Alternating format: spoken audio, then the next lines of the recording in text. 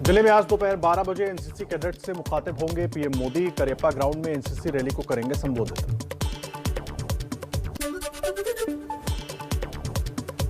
चुनावी राज्यों में आज मोदी सरकार को घेरेगी कांग्रेस। सेना के अधिकारों के मुद्दे पर कई नेता की प्रेस कॉन्फ्रेंस। बीजेपी अध्यक्ष जेपी नड्डा की यूपी के शाहजहांपुर और बरेली में पार्टी पदाधिकारियों के साथ बैठक। घर घर जाकर पार्टी के लिए मांगेंगे वोट। सीएम योगी आदित्यनाथ मेरठ में डोर टू डोर कैंपेन करेंगे। हापुड़ में वोटरों को संबोधित करेंगे।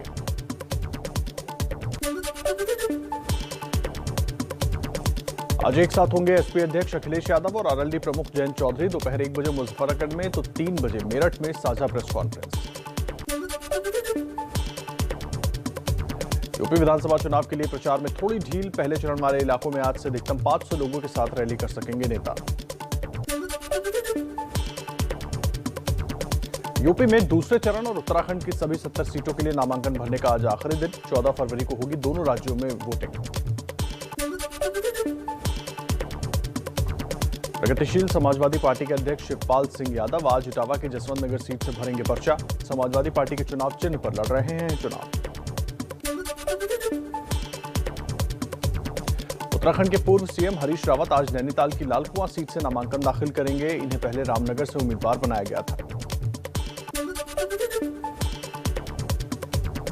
गृह मंत्री अमित शाह का आज उत्तराखंड दौरा। रुद्रप्रयाग में बाबा रुद्रनाथ मंदिर में दर्शन करेंगे। दोपहर 12 बजे पूर्व सैनिकों को संबोधित करने के बाद महिलाओं और अनुसूचित जाति के लोगों के साथ बैठक करेंगे। दिल्ली के सीएम अरविंद केजरीवाल का 3 दिन का पंजाब दौरा। इस दौरान जालंधर और अमृतसर में करेंगे पार्टी के लिए प्रचार।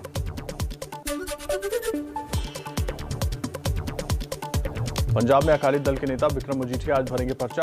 सुबह 11 बजे मजीठा और 12 बजे अमृतसर सीट से नामांकन दाखिल करेंगे। गोवा विधानसभा चुनाव के लिए नामांकन दाखिल करने का आज आखिरी दिन। गोवा की 40 सीटों पर 14 फरवरी को होगी वोटिंग। बजट सत्र में क्या होगी कांग्रेस की रणनीति तय करने के लिए आज सुबह 11:15 बजे कांग्रेस के वरिष्ठ नेताओं की बैठक। आरआरबी एनटीपीसी रेलवे परीक्षा में गड़बड़ी के खिलाफ आज छात्रों का बिहार बंद। महागठबंधन के दलों ने किया समर्थन। कहा युवाओं के प्रति सरकार का दमनात्मक रुख निंदनीय। पदोन्नति में आरक्षण के मुद्दे पर आज सुबह 10:30 बजे सुप्रीम कोर्ट अपना फैसला सुना सकता है। केंद्र ने कोर्ट से थोड़ी रियायत की मांग की है।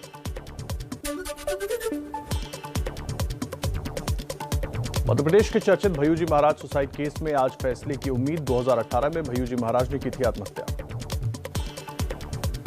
और आइए अब नजर डाल लेते हैं कुछ और अहम खबरों पर फटाफट अंदाज में। पश्चिमी यूपी में अमित शाह ने तेज किया चुनाव प्रचार। रैली से पहले कल वृंदावन की बांके बिहारी मंदिर में की पूजा। घर घर जाकर लोगों से मांगा वोट।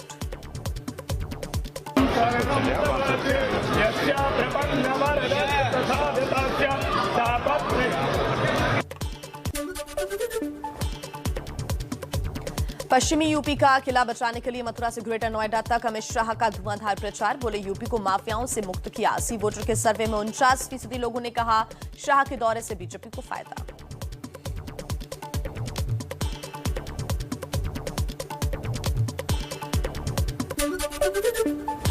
पश्चिमी यूपी के प्रचार में अमित शाह बोले यूपी के चुनाव को विधायक, मंत्री या मुख्यमंत्री का मत समझिए। यूपी का चुनाव भारत का भाग्य बदलने का चुनाव है। किसी को मंत्री, मुख्यमंत्री बनने का चुनाव मत समझिए। उत्तर प्रदेश का चुनाव आने वाले देश में भाग्य का, भारत के भाग्य का निर्णय करने वाला चुनाव। गाजियाबाद के मोदीनगर में रक्षा मंत्री राजनाथ सिंह ने पैदल जनसंपर्क किया। लोगों को प्रचार के पर्चे भी बांटे। राजनाथ पर लोगों ने फूलों की बारिश की।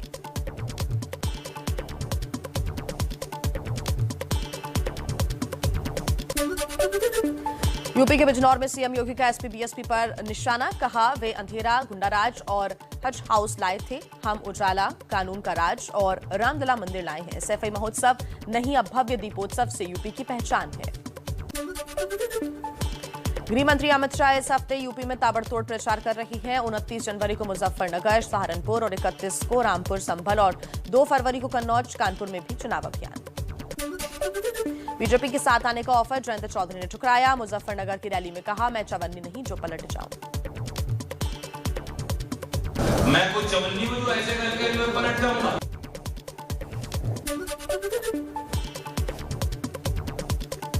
एआईएमआईएम अध्यक्ष असदुद्दीन ओवैसी का योगी और अखिलेश पर निशाना। कहा, मैं किसका एजेंट, योगी और अखिलेश बैठकर तय कर लें। अखिलेश और योगी को लखनऊ के किसी एक 5 स्टार होटल में आपकी मौजूदगी में कमरे में बंद करके उनको सामने माइक रखकर उनको दोनों को बोलिए कि भाई ओवैसी, तुम दोनों फैसला कर लो किसका एजेंट है।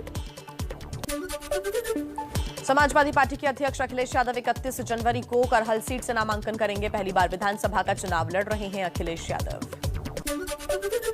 रामपुर में आजम खान के बेटे अब्दुल्ला आजम ने भरा पर्चा। रामपुर की स्वार सीट से समाजवादी पार्टी के उम्मीदवार हैं अब्दुल्ला। समाजवादी पार्टी की तीसरी लिस्ट जारी। लिस्ट में 56 उम्मीदवारों के नाम। दारा सिंह चौहान को घोसी से टिकट। योगी आदित्यनाथ के खिलाफ उम्मीदवार का ऐलान नहीं। यूपी के अमरोहा से समाजवादी पार्टी के उम्मीदवार मुखिया कुमार का अजीबोगरीब बयान। बीजेपी विधायक को दी डकैती की धमकी। इससे सारा माल लूट के तुम्हारे घरों में पहुंचाऊंगा। इस बात के लिए जाना चाहता हूँ। और ये जो प्रशासन शासन मुकदमे की बात करे, इनकी ऐसी की तैसी। यूपी के झांसी में एसपी नेता के नोट बांटते वीडियो वायरल। आचार संहिता का उल्लंघन के सवाल पर चौंकाने वाला जवाब दिया। कहा, नोट बांटकर जनता की मदद कर रही है। भारतीय जनता पार्टी तो लोगों को कुछ मदद कर नहीं पाई। अगर हमने कहीं थोड़ा बहुत सहयोग कर दिया तो उसमें कोई अपराध थोड़ी कर दिया। यूपी के बदायूं में कांग्रेस उम्मीदवार फराह नसीम ने रो रो कर कांग्रेस के जिला अध्यक्ष पर लगाया उत्पीड़न का आरोप। उम्मीदवारी और कांग्रेस छोड़ी। ये मेरा संघर्ष है। मैंने टिकट ला करके दिखाया, औरत कमजोर नहीं है। यूपी के गाजियाबाद में कांग्रेस के उम्मीदवार के लिए सचिन पायलट ने वोट मांगे। राजस्थान से गाजियाबाद पहुंचे सचिन ने बीजेपी पर जमकर हमला बोला। मुख्यमंत्री महोदय ने ये 80 बनाम 20 की बात क्यों करी? क्योंकि लॉ एंड ऑर्डर हो, आर्थिक विकास हो, निवेश हो, उद्योग हो, शिक्षा हो, चिकित्सा हो, हर जगह जब फेल हो गए तो अंत में जाके उनको 80 बनाम 20 करना पड़ रहा है। यूपी के मुरादाबाद में एसपी विधायक और पूर्व मंत्री हाजी इकराम कुरैशी ने छोड़ी समाजवादी पार्टी, कांग्रेस में शामिल हुए। बोले, मुसलमानों के खिलाफ है अखिलेश यादव।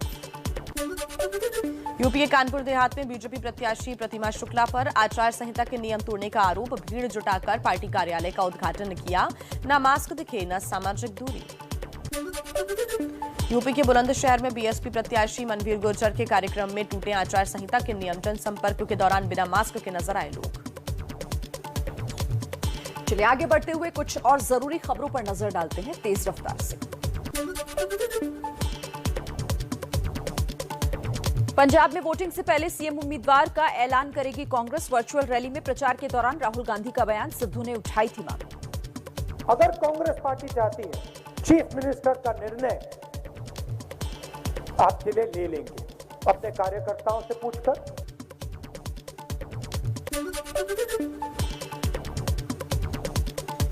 अमृतसर में राहुल गांधी ने लंगर में भोजन किया। बाद में एक ही गाड़ी में राहुल गांधी के साथ सवार हुए सीएम चन्नी और सिद्धू। सिद्धू ने कहा, पार्टी में कोई झगड़ा नहीं है। दिल्ली के सीएम अरविंद केजरीवाल ने राहुल गांधी पर साधा निशाना। कहा, राहुल शक्ल दिखाने लायक भी नहीं है। चुनाव के आखिरी दिनों में पंजाब आए हैं, कांग्रेस ने वादे पूरे नहीं किए।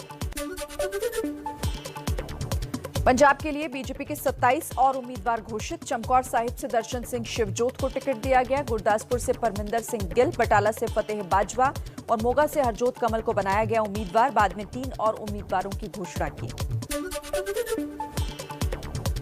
पंजाब के खरड़ से टिकट न मिलने पर जगमोहन कंग नाराज। सीएम चन्नी पर गंभीर आरोप लगाए। कहा, चन्नी ने आलाकमान को हिंदू उम्मीदवार लड़ाने की सलाह दी। मेरा बेटा खरड़ से निर्दलीय चुनाव लड़ेगा।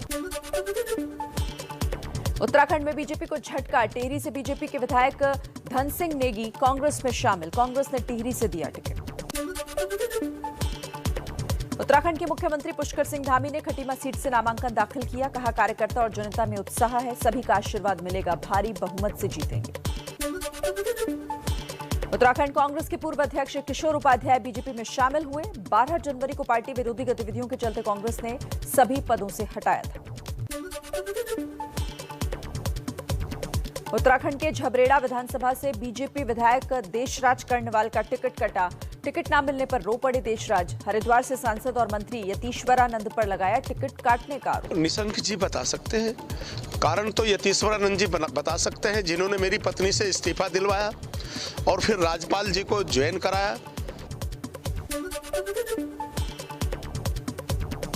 गोवा के सीएम प्रमोद सावंत ने भरा पर्चा। सेंट विलियम विधानसभा सीट से चुनाव लड़ रहे हैं सावंत। पर्चा भरने के बाद 22 सीट से ज्यादा सीट मिलने का दावा किया है। बीजेपी से बगावत कर मनोहर पर्रिकर के बेटे उत्पल पर्रिकर ने पणजी सीट से निर्दलीय नामांकन किया। नामांकन से पहले गोवा में महालक्ष्मी के मंदिर में पूजा की। पणजी की जनता का सपोर्ट मिलेगा ऐसी उम्मीद है और विश्वास है। बजट सत्र से पहले 30 जनवरी को लोकसभा अध्यक्ष ओम बिरला ने बुलाई सर्वदलीय बैठक। 31 जनवरी को संसदीय कार्य मंत्री प्रहलाद जोशी वर्चुअली करेंगे सर्वदलीय बैठक। आजादी की 75वीं वर्षगांठ पर दिल्ली सरकार ने कई जगहों पर तिरंगा फहराया। 75 जगहों पर सीएम अरविंद केजरीवाल ने 115 फीट ऊंचा तिरंगा फहराया है।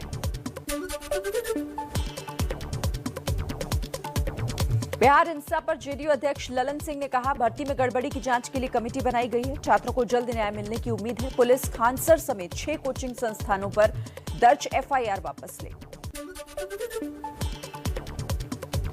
पटना में कमरों में घुसकर छात्रों की पिटाई का एक वीडियो सामने आया है। वीडियो बनाने वाले युवक का दावा, पुलिस ने छात्रों को पीटा। एबीपी न्यूज इस वीडियो की पुष्टि नहीं करता। एनटीपीसी नीट पीजी परीक्षाओं को लेकर दिल्ली में एनएसयूआई का प्रदर्शन। रायसीना रोड से शास्त्री भवन के लिए निकले प्रदर्शनकारियों को पुलिस ने रास्ते में रोका। एमपी के सागर में सेल्फी पॉइंट तोड़े जाने पर सियासी संग्राम। कांग्रेस और बीजेपी कार्यकर्ताओं के बीच झड़प और गाड़ियों में तोड़फोड़ की गई। पुलिस को करना पड़ा लाठीचार्ज। महाराष्ट्र में वाइन की बिक्री पर बड़ा फैसला। सुपरमार्केट या जनरल स्टोर में हो सकेगी वाइन की बिक्री। महाराष्ट्र कैबिनेट ने दी मंजूरी। दिल्ली में डीडीएमए की बैठक में फैसला, दुकानों पर ऑड इवन वाला नियम हटा। नाइट कर्फ्यू फिलहाल जारी रहेगा। 50% क्षमता के साथ सरकारी दफ्तर और सिनेमा हॉल खुलेंगे। शादी में 200 लोगों को इजाजत। स्कूल खोलने पर अगली बैठक में होगा फैसला। देश भर में 24 घंटों में 2,86,000 नए केस रिपोर्ट हुए हैं। 573 लोगों की मौत। राहत की बात यह रही कि इस दौरान 3 लाख से ज्यादा लोग ठीक भी हो गए। मुंबई में एक दिन में कोरोना के 1,384 नए मामले सामने आए। 12 लोगों की कोरोना से मौत हुई। दक्षिण भारत में बढ़ रहे हैं कोरोना के मामले। तमिलनाडु में एक दिन में कोरोना के करीब 30,000 तो कर्नाटक में करीब 49,000 नए मामले सामने आए। विदेश मंत्री एस जयशंकर और महाराष्ट्र के मंत्री अशोक चौहान कोरोना संक्रमित। ट्वीट कर जानकारी दी। संपर्क में आए लोगों से टेस्ट कराने की अपील की। लता मंगेशकर की सेहत में धीरे धीरे हो रहा है सुधार। अभी भी आईसीयू में ऑब्जर्वेशन में है। मुंबई के ब्रीच कैंडी अस्पताल में एडमिट है। कोविशील्ड और कोवैक्सीन की बिक्री को लेकर सरकार का बड़ा फैसला। अब अस्पताल और क्लिनिक से वैक्सीन खरीद सकेंगे लोग। कुछ शर्तों के साथ वैक्सीन की बिक्री को मंजूरी मिली। कोरोना के खिलाफ लड़ाई में देश की बड़ी उपलब्धि। अब देश की करीब 95% जनता को कोरोना टीके की पहली डोज लग चुकी है। उत्तराखंड में 31 जनवरी से खुलेंगे 10वीं और 12वीं के स्कूल। 1ली से 9वीं तक की कक्षाएं ऑनलाइन ही चलेंगी।